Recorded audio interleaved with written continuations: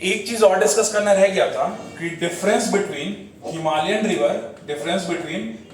River and peninsular river. तो सबसे पहले तो ये समझते हैं कि ये पेनिनसुला होता क्या है, हिमालयस भी समझेंगे। सबसे पहले ये समझते हैं कि ये पेनिनसुला होता क्या है। तो देखो, इंडिया का रफ मैप कुछ ऐसा दिखता है, ठीक है। यहां पे अरेबियन सी है, यहां पे इंडियन ओशन है, और यहां पे है बे ऑफ बंगाल।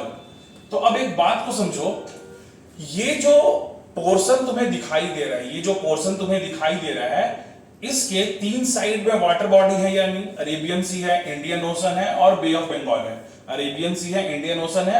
बंगाल है।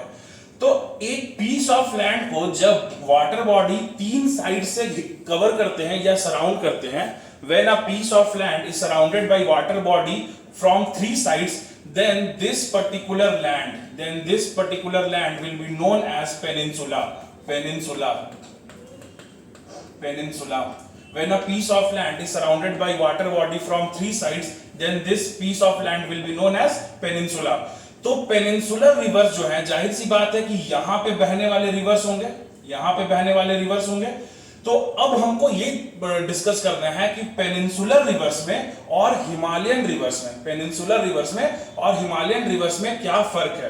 तो अब इन दोनों फर्क को एक एक करके डिस्कस करते हैं। सबसे पहले हिमालयन रिवर्स को देखते हैं। हिमालयन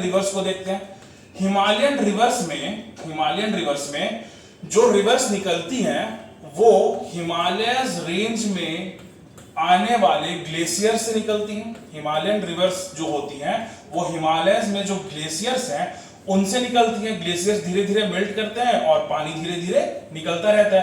तो अब इस रिवर्स का एक खासियत होगा कि इनको कभी भी रेनफॉल पे डिपेंड नहीं करना पड़ेगा। इस रिवर्स का एक खासियत होगा कि इनको कभी भी रेन वाटर पे डिपेंड नहीं करना होगा। इनमें थ्रू आउट द ईयर पानी होगा, क्योंकि इनका जो सोर्स है वो खुद एक ग्लेशियर है जो कि धीरे धीरे मेल्ट कर रहा है। अब ये ग्लेशियर्स कोई छोटा मोटा ग्लेशियर तो है नहीं, पूरा हिमालयस 2500 किलोमीटर में स्प्रेड करता है। एक लेंथ अगर देखो हिमालयस का तो रफली 2500 किलोमीटर में पूरे इंडिया के नॉर्थ में हिमालयस एक बाउंड्री की तरह आता है। तो इनमें पड़ा हुआ ग्लेशियर्स धीरे धीरे मेल्ट करता है और ये एक रिवर बनाते हैं।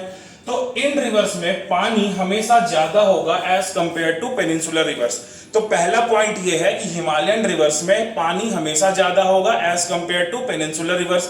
दूसरा, ये अपने साथ बहुत लार्ज अमाउंट में डिपॉजिट्स लेकर आते हैं। हिमालयन रिवर्स अपने साथ बहुत लार्ज अमाउंट में डिपॉजिट्स लेकर के आते हैं और उसके बाद ये क्या करते हैं, इन डिपॉजिट्स को कहीं पर रख देते हैं या सेडिमेंटेशन के प्रोसेस से ये सारे डिपॉजिट्स एक जगह पे एक्यूमुलेट हो जाते हैं। जैसे कि ये जो नदन प्लेन है ये बना कैसे है, गंगा ब्रह्मपुत्र और इंडस रिवर से जितना भी रिवर से जो भी डिपॉजिट्स आया है वो यहाँ डिपॉजिट होते चला गया। तो अब इस जगह पे एग्रीकल्चर बहुत अच्छा होता है।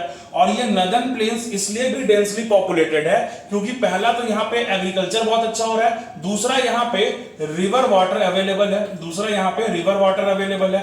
तो नदर्न प्लेन्स जो है वो हाईली डेंस्ड है।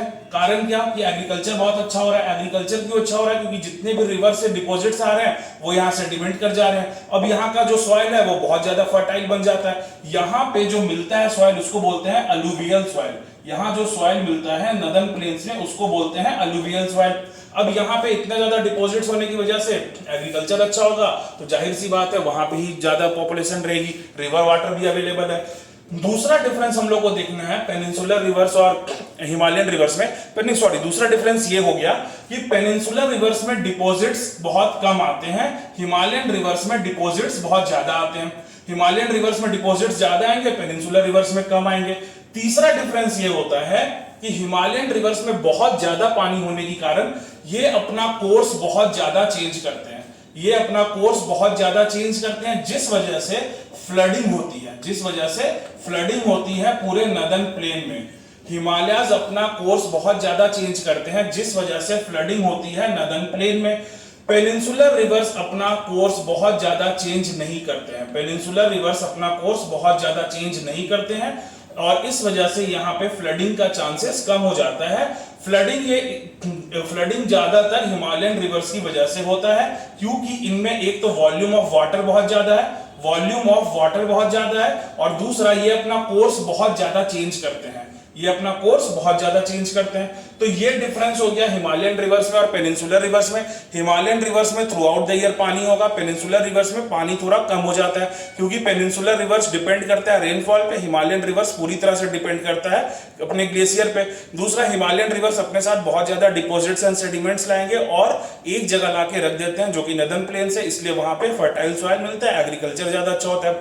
ये चीज पेनिनसुलर रिवर्स में नहीं होता है। और तीसरा, हिमालयन रिवर्स अपना कोर्स बहुत ज्यादा चेंज करते हैं, तो इस वजह से फ्लडिंग आती है, और पेनिनसुलर रिवर्स अपना कोर्स बहुत ज्यादा चेंज नहीं करते हैं, क्योंकि उनमें वॉल्यूम ऑफ वाटर कम है।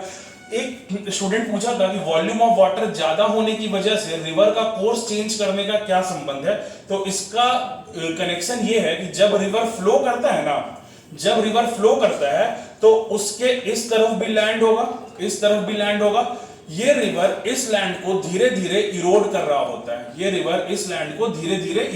होता है, हॉरिजॉन्टल इरोजन, और धीरे ये जो रिवर है ये वर्टिकल इरोजन भी करता है। मतलब ये जो रिवर बह रहा है, एक बात ऐसे समझिए, ये रिवर ऐसे बह रहा है तो वर्टिकल इरोजन भी कर रहा है, तो इस वजह से यहाँ पे जितना ज्यादा वॉल्यूम ऑफ वाटर होगा उतना ज्यादा इरोजन होगा। तो ये इरोड करते करते क्या करता है ना, कि अगर इरोड हो रहा है इधर, मान लो कि ऐसा जमीन है जो कि बहुत ज्यादा सॉफ्ट है, तो पूरा रिवर का कोर्स इधर मुड़ जाता है। ये रीजन है कि हिमालयन रिवर्स बहुत ज्यादा अपना कोर्स चेंज करते हैं। उसके बाद पेनिनसुलर रिवर्स को डिस्कस कर लेते हैं। तो पेनिनसुलर रिवर्स भी बहुत इजी है। सबसे ऊपर बहती है महानदी, फिर गोदावरी, फिर कृष्णा और फिर कावेरी। महानदी, ये है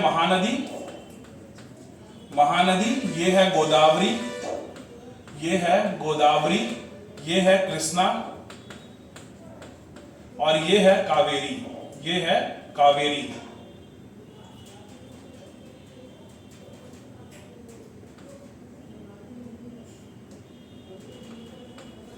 ये है कावेरी, और ये सारे रिवर्स गिरते हैं बे ऑफ बंगाल में। और जो दो रिवर्स मेन रिवर्स जो इधर गिरती है वेस्टर्न साइड में, इनमें है नर्मदा और दूसरा है तापी। एक है नर्मदा, दूसरा है तापी। अब यहां पे देखते हैं महानदी, गोदावरी, कृष्णा, कावेरी में। गोदावरी निकलती है त्रिंबकेश्वर, महाराष्ट्र से त्रिंबकेश्वर, और ये है नासिक डिस्ट्रिक्ट में।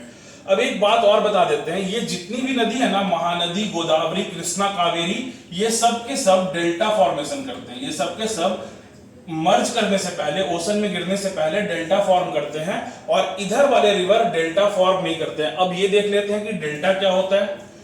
जब एक रिवर अपने लास्ट स्टेज पे होती है तो रिवर का फ्लो बहुत ज्यादा स्लो हो जाता है, और डिपॉजिट्स ये बहुत ज्यादा करने लगते हैं। यहाँ पे रिवर जो है एक ट्रायंगुलर रीजन में अपने डिपॉजिट्स को रखना शुरू कर देती है। यहाँ पे वो जितना भी सेडिमेंट, साल्ट, रॉक मटेरियल्स जो भी लेकर के आई है, मिनरल्स, वो यहाँ पे धीरे धीरे डिपॉजिट करने लगती है। डिपॉजिट होने की वजह से रिवर का कोर्स कुछ ऐसा ट्रायंगुलर फॉर्मेशन में हो जाता है। ये जो लैंड है ना, ये वाला जो लैंड है, ये काफी ज्यादा फर्टाइल हो जाएगा।